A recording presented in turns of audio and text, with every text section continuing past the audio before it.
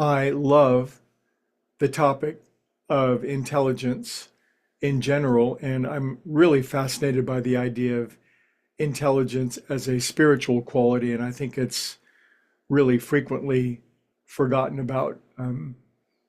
There's so many things to talk about. We could talk about this for weeks. Today's particular angle will be the how can we get smarter at getting smarter? How can I be more intelligent about becoming more intelligent? Now, we all know the kind of intelligence that comes from hitting the books, you know, really complex topics. And you remember when you were in school or at university, the nights where you had to sit and just hit those books and absorb that information. But do you still have that information? Are you still using it? But I have a little story on this, and it's a story about the Beatles. There's so many great Beatles stories, but this is um, when still probably John and Paul had just met. They were still very young. What is this? Maybe 1959, maybe 1960, and they were very competitive with each other and their mates, and who could become the most intelligent on the guitar. But anyway, they heard about this very mysterious guitar chord called the B7 chord, and they were like, well, what the hell is a B7? But they heard that it had mystical, magical qualities, and they had to have it. But the guy who knew the B7 chord, he was all the way on the other side of, I don't know if it was Liverpool or London, I can't remember. That's irrelevant. But they had to get on this bus and this bus and this bus. So you can see very young John Lennon and Paul McCartney in their double-decker buses going across London with various transfers to find this mysterious person who they did find after several hours of travel. And he showed them the B7 chord.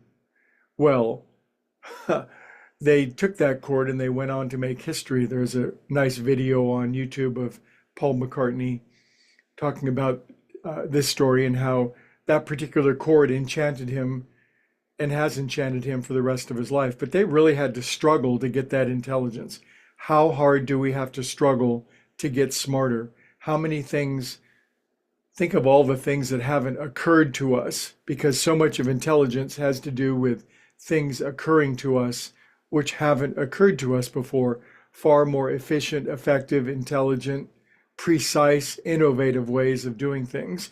And so today will be the hardest part of our study, because we're going to have to honestly admit where we're squandering our attention.